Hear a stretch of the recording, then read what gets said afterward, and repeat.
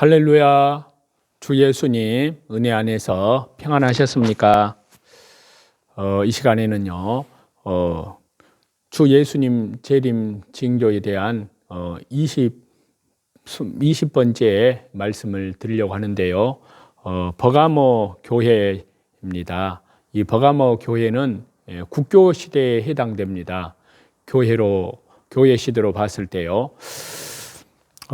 요한계시록 2장 12절에서 17절에 보시면 버가모 교회에 대해서 말씀하고 있는데요. 이 버가모 교회는요, 서머나에서 북쪽으로 100km 위치한 내륙의 도시고요.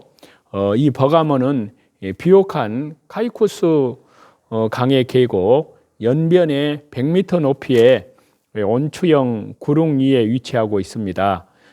카이코스 강의 계곡을 끼고요, 24km 앞에 있는 지중해를 바라볼 수 있었고요.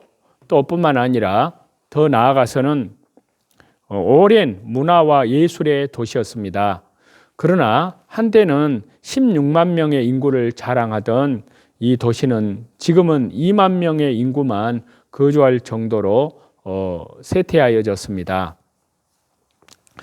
이 요한계시록 2장 12절에 보면요, 버가모 교회에 대한 이름과 그 시대의 모습을 말씀하고 있는데요. 버가모 교회의 사자에게 편지하기를. 자, 버가모는 역사적으로는요, 소아시아에서는 가장 위대한 도시로 명성을 자랑합니다. 이 도시는 BC 282년에 셀루시드 왕국에 의해서 설립되어서요, 사도 요한이 이 요한계시록을 기록할 때까지 400여 년간 그 왕국의 수도로서의 영화로움과 특권을 누려왔었습니다. 로마의 성령으로서요, 석국으로서 아시아 지방의 공식 수도로 지칭되는 명예를 간직하게 되었는데요.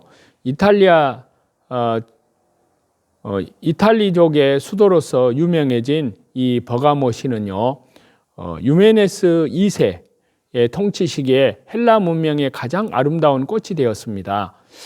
이후에 로마 통치 때부터 이 버가모는 아시아령의 복속이 되었고요.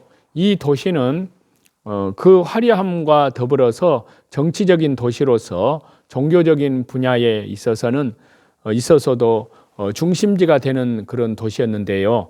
버가모 교회는 로마 정부로부터 핍박을 받았던 기독교가 국교로 공인이 되자 이제 정치와 교회가 야합하여 급속한 타락을 가져왔던 국교 시대를 예표한다고 할 수 있습니다. 또 이 버가모의 교회 때 경제적인 배경과 그 화폐를 보면은요, 이 버가모는 에베소나 서머나와 같이 상업적으로 번창한 도시가 될 수는 없었지만요, 문화적인 면에서는 에베소나 서머나 도시보다 월등히 앞서는 도시였습니다. 이 도시의 뛰어난 특징을 든다면요, 아름다움과 부와 약 20만 권의 책을 소장한 도서관을 들 수가 있는데요. 버가모 교회의 화폐와 디자인은요, 사단의 보좌를 나타내는 뱀이 그려져 있습니다. 이는 핍박 속에서 믿음의 정절을 지키다가 로마의 국교로 공인되기 때문에 이로 인하여 사단의 유혹을 받아서 급속한 타락을 가져온 교회의 상태를 보여준다 할 수 있는데요. 또 이 버가모 교회에 나타난 예수님의 모습은요, 요한계시록 2장 12절에 보면은 좌우의 날선 검을 가지신 분으로 그렇게 표현을 하고 있습니다.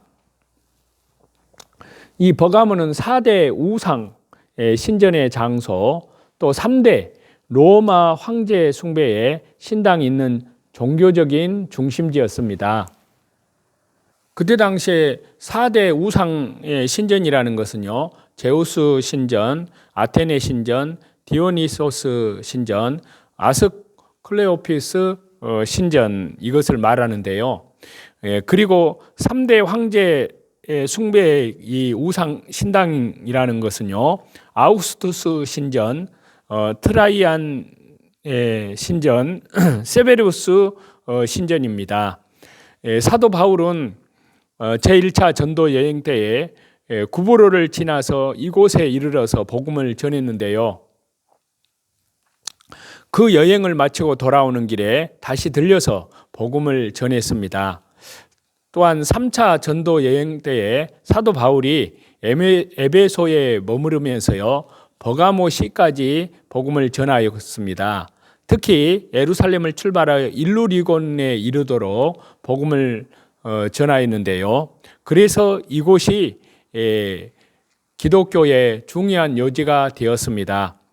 버가모 교회를 향해서 말씀하시는 주님께서는 바로 좌우의 날선 검을 가지신 분으로 그렇게 말씀을 하고 있는데요. 이는 버가모 교회가 예표하는 국교시대, 교회가 정치와 종교가 야합하여 신앙의 정절을, 믿음의 정절을 무너뜨렸을 뿐만이 아니고요, 신앙의 본질을 훼손시켰기 때문에 영적인 대수술이 필요함을 암시한다고 할 수 있습니다.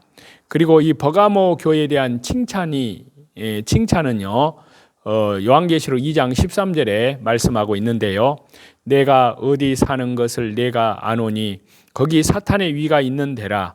내가 내 이름을 굳게 잡아서 내 충성된 증인 안디바가 너희 가운데 곧 사탄에 거하는 곳에서 죽임을 당할 때에도 나를 믿는 믿음을 저버리지 아니하였도다. 이렇게 말씀을 하고 있는데요. 이 버가모 교회에 대한 주님의 칭찬은 충성된 증인 안디바의 순교에도 흔들림이 없이 그 믿음을 굳게 지킨 것에 있습니다.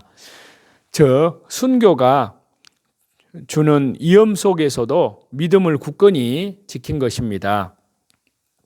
이는 국교시대의 교회에도 사탄의 위가 있는 곳에서 안디바와 같은 순교자, 타락하지 아니한 알곡과 같은 성도들이 있었음을 칭찬하시는 것인데요. 또 이 버가모 교회에 대한 책망도 있습니다. 요한계시록 2장 14절에서 15절을 보시면요. 그러나 두어 가지 책망할 것이 있나니 거기 네게 발람의 교훈을 지키는 자들이 있도다. 발람이 발락을 가르쳐 이스라엘 앞에 올무를 놓아 우상의 제물을 먹게 하였고 또 행음하게 하였느니라. 이와 같이 네게도 니골라당의 교훈을 지키는 자들이 있도다. 자, 주 예수님께서는요, 버가모 교회에게 두어 가지 책망할 것이 있다고 하셨는데요. 순교를 하기까지 믿음을 지켰던 충성된 안디바와 그의 순교 장면을 보고도 믿음을 저버리지 않으면서도 책망을 들었다는 것은 신앙이 조금씩 타락하는 국교 시대의 예표라고 할 수 있습니다.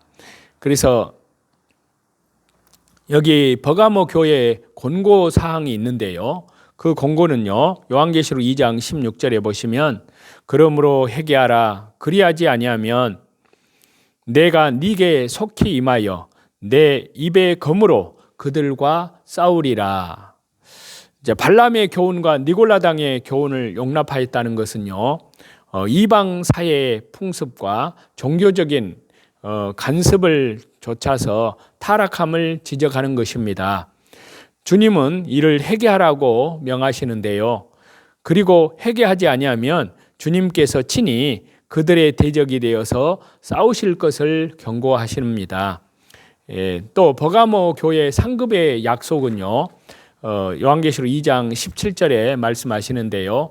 이기는 그에게는 내가 감추었던 만나를 주고 또 흰 돌을 줄 터인데 그 돌 위에 새 이름을 기록한 것이 있나니 받는 자밖에는 그 이름을 알 사람이 없느니라.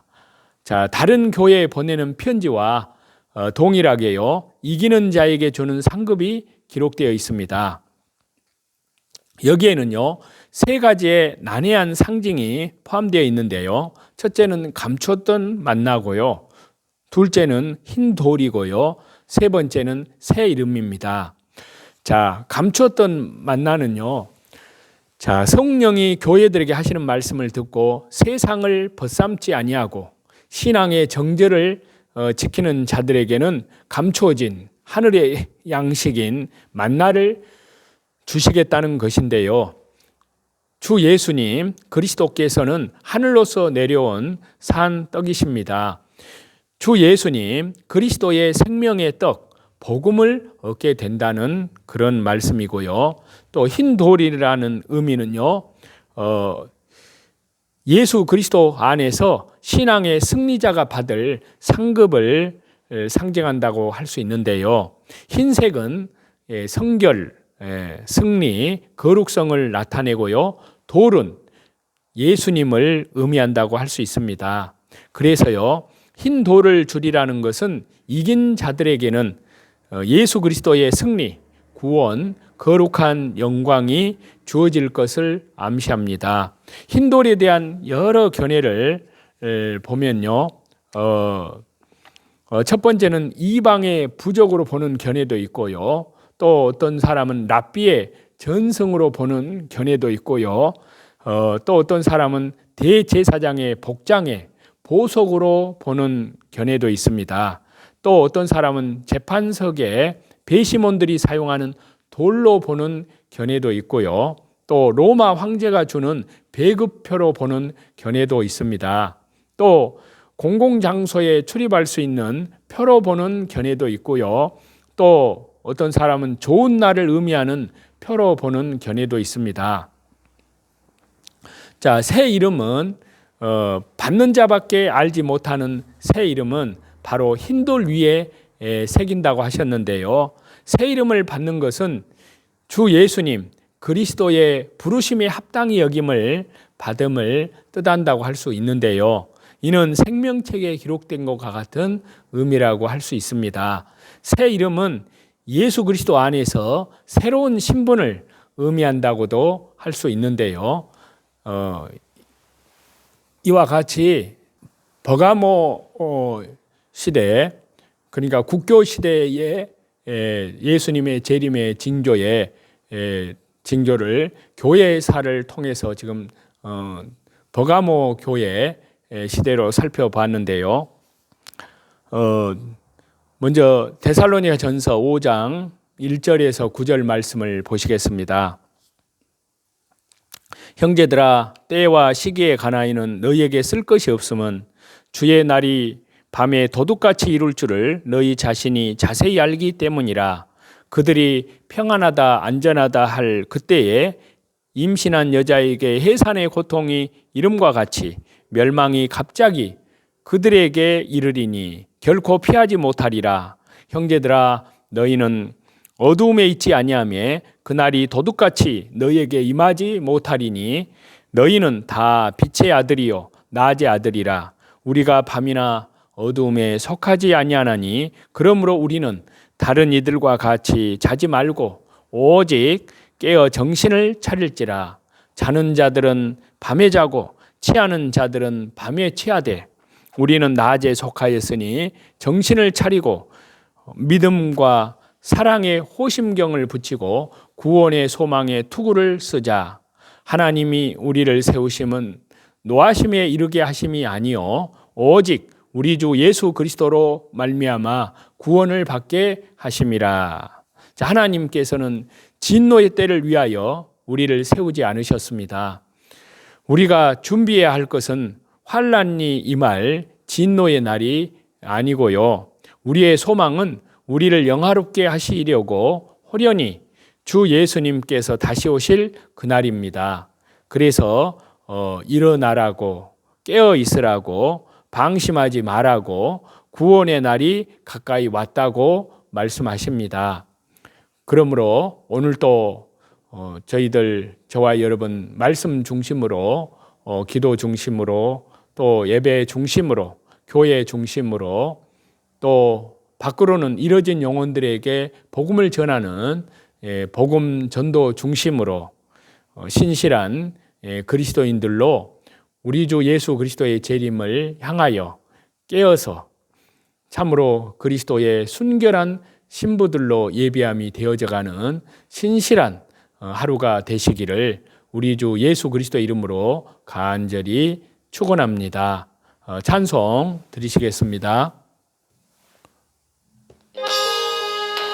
내 평생 소원 이것뿐 주의 일 하다가 이 세상 이별하는 날 주 앞에 가리라.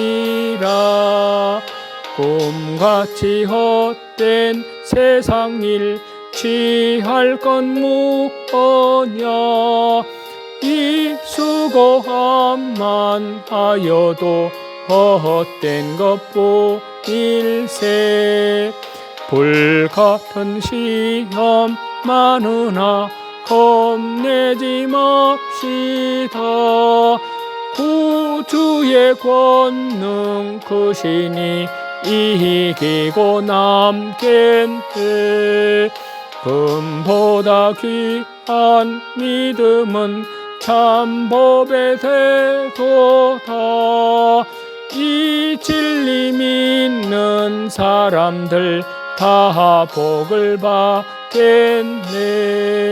살같이 바른 광음을 주 위에 아끼세.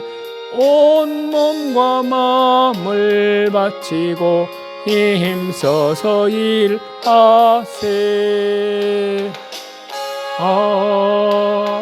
아멘. 모든 찬양과 감사와 존귀와 영광을 우리 성삼위 하나님께만 돌립니다. 오늘도 주 예수 그리스도의 이름으로 믿음으로 승리하는 귀한 하루가 되시기를 우리 주 예수 그리스도 이름으로 간절히 축복합니다. 감사합니다.